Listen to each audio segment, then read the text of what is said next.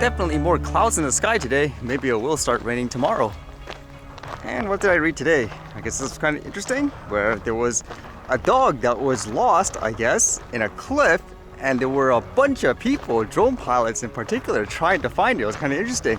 This one says, Dachshund rescued by drone operator after 2 days stuck on cliff ledge.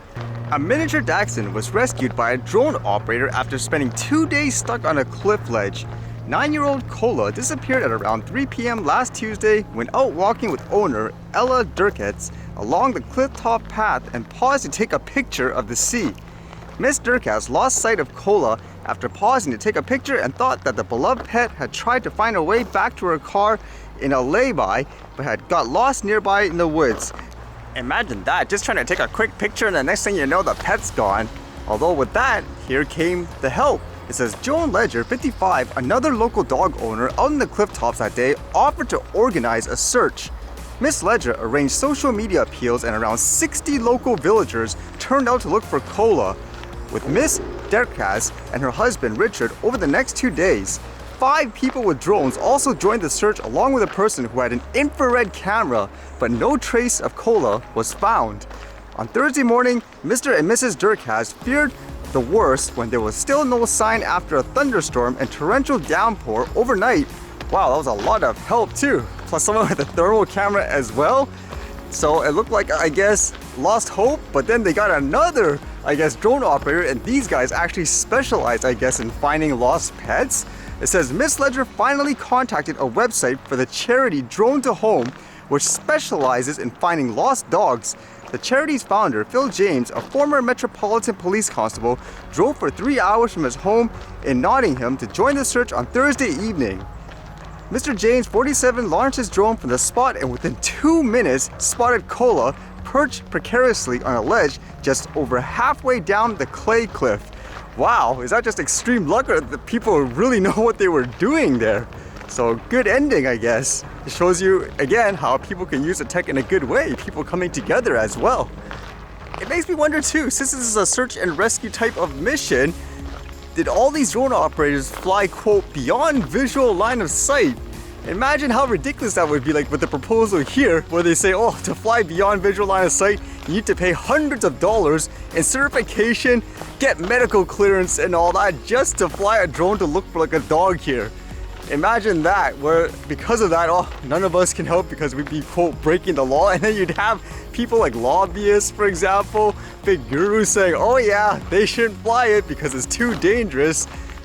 It just reminds me again, way too much conflict of interest, and I would say even from my personal experience, for that time where I could have potentially saved a life, over the top regulations and stuff, they probably cause more harm than good overall.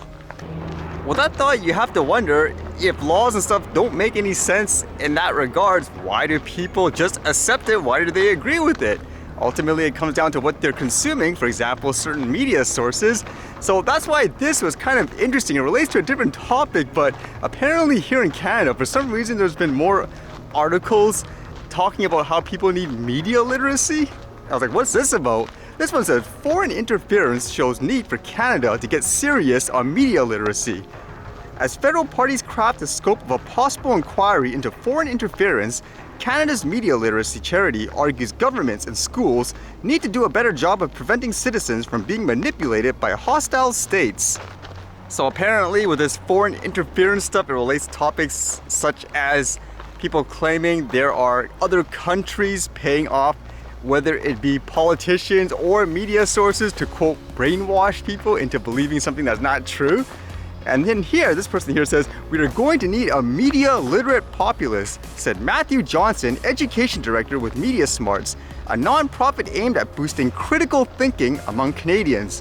Whatever the source of disinformation, but certainly including foreign interference, digital media literacy really is both the first and last line of defense. And as examples, they say in May, as wildfires in Alberta hit a peak, images of blazes from years past spread on Twitter, with false claims that entire towns had been destroyed. That same month, a phony image of the Pentagon on fire circulated with fabricated claims that an explosion had occurred in Washington. The two claims could be easily disproven by simple Google searches, such as reverse image search, but Johnson noticed both were widely amplified, which he argues is an indication of how easily foreign actors can disrupt Canadian democracy. Johnson noted that Nordic countries have long included critical thinking and media literacy in their national curricula, in part because of Russia's decades-long attempts to destabilize neighboring democracies. Finnish school children are taught how to assess the veracity of news reporting, putting skills like recognizing bad faith arguments on par with grammar and reading comprehension. The country's public broadcaster produces daily news content aimed at elementary and high school students. Similar programs exist in Sweden, which has ramped up the fight against disinformation targeting adults. Last year, the country's military launched a psychological defense agency which analyzes disinformation and proposes countermeasures. And it was interesting reading the perspective on whether or not is it a certain demographic, for example, that's better, let's just say, at critical thinking, they're more easily prone to falling for, quote, misinformation. Like the opinion here, it says, for a younger audience, today's kids have been raised in a digital era. They've learned not to trust what they read online, said Johnson. The problem is they don't trust anything. And then when it goes to an older generation, it says Johnson said older generations need to unlearn the instinct to reflexively trust whatever they're reading, which stems from an era when credible media outlets and governments were largely the only ones who could afford to put out messages. You could immediately know that a newspaper was more reliable source than some photocopied pamphlet, he said. Now, a website set up by conspiracy theorists can be designed to look just as credible as a long-standing news organization. So interesting read, and I agree highly. Not enough people use critical thinking. Even over these past couple of years, from what I've seen, it just seems like a lot of people don't think for themselves. They actually have that mentality of read one source that I guess confirms their bias. That's it. That must be the final answer. But I'm thinking too, because in this article it says we need more media literacy. Isn't it just quote critical thinking, not media literacy? Because saying people need more lessons in media literacy kind of implies you need to be able to tell which source, quote, looks the most, I guess, trustworthy. And as demonstrated throughout history, a big media source can get things wrong all the time. Just using drones as an example, I remember the CBC in the near beginning with all these over-the-top regulations here, they used a fake video of a drone slicing through an airplane's wing, for example, saying, oh no, these things are dangerous. It's completely ridiculous. It was made up, for example, by a special effects artist, but they passed it as true. And everyone that watched it, for example, on TV and so forth, like, oh my God, these things are dangerous, ban them all. So there, it's not, quote, media literacy, it's critical thinking. You look at that saying, is that possible? And just to prove my point, I quickly did a search to try to find out what was the most recent story here in Canada with a large news outlet, which here would be something like the CBC, that they got wrong, where afterwards they had to retract it, because kind of like what it implies here, if you're just learning, quote, media literacy, you would think, oh, the, quote, CBC, they sound like the reputable organization, they're government funded, so you can trust them, correct? So this was actually the first thing that came up, and this story here says, Alberta Premier Smith says she feels vindicated after CBC posts editor's note on cult stories. CBC News says it regretted reporting direct contact by email between Smith's office and Crown. Alberta Premier Danielle Smith says she feels vindicated after CBC News added an editor's note to stories that previously reported citing sources her office directly emailed Crown prosecutors about criminal cases against participants in the 2022 cults protests that blockaded the Canada-US border. The editor's note says that following a review of his journalism, the sources could not confirm the existence of the alleged emails between her office and prosecutors. CBC News says sources still insisted prosecutors felt political pressure regarding the cases, saying, quote, journalism is an integral part of our society, and all I've ever asked for is a fair, accurate, and balanced coverage, Smith said.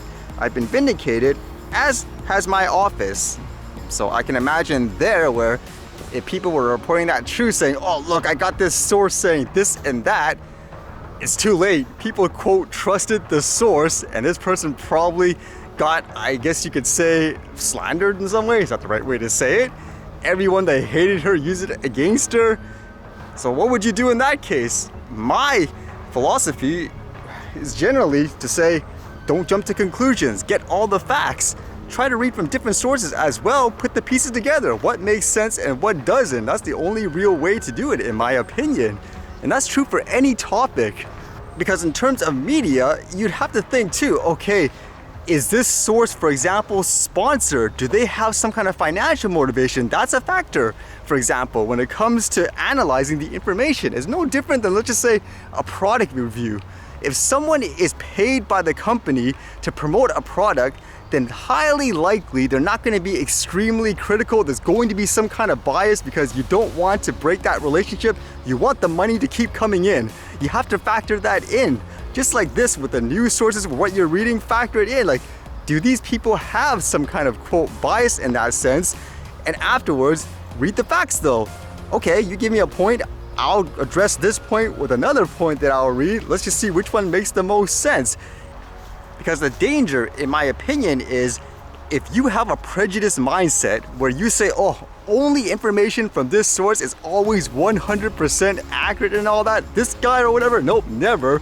You have a prejudice, and that's dangerous, because how do you know, for example, what that guy said isn't actually the true fact, whereas let's just say there's a lobbyist or whatever paying off the other company to give you, quote, misinformation. How would you determine that? You have to put the pieces together. Even for things like the drones, I even said before, I don't know one organization, for example, in Canada that's conflict of interest free, where they're doing it because they actually believe in it, for example. They want everyone to have access to it in a reasonable way. There's so much conflict of interest, most people, they don't actually put the pieces together. Or likewise too, if someone's being censored non-stop for some odd reason, I'd wonder too, hey, what is going on? Are you that afraid of what this person has to say? And the best example in my mind is still reading from the history books when people promoted, for example, cigarettes. You had doctors and so forth saying, go ahead, smoke a pack a day and all that. Like, how is that possible? You had to use critical thinking there. You can't just rely on one source and say, okay, that's the final answer, because you never know. There could be huge conflicts of interest. I'm trying to think for myself, what were the parts of my life that really taught me to think of things critically and all that. I think ultimately it comes down to the base was at a very early age, I learned that adults aren't always right. These are supposed to be the people that you get all your advice and guidance from. People often say just do as you're told and so forth, but through various experience and examples, I found out, again, adults are wrong, because plenty of times I would say, hey, this makes more sense, why don't they do this? And then as time progressed, that turned out to be true. The person was absolutely wrong. So you have to think critically. They might have a basis where they should have a form of expertise based on experience, but they're not 100% right. You still need to verify it, and they should be able to explain it logically versus just saying, be quiet, do it because I'm the adult. I think that's the thing that really taught me at an early age to think things critically and logically. As well, it might be silly to say, but just general, I guess, entertainment mediums, you could say video games or movies. For example, you play a game where there's a good guy and a bad guy, you assume the person that has this, quote, good guy experience is the protagonist, but they end up backstabbing everyone. They're the big, I guess, enemy. Like there you learn, okay, you can't prejudge everything. You need to really understand everyone's characters, their actions, their consistencies and all that. You can't just base it on appearance, for example. So I would say that would be a fun way to learn as well in terms of, quote, critical thinking.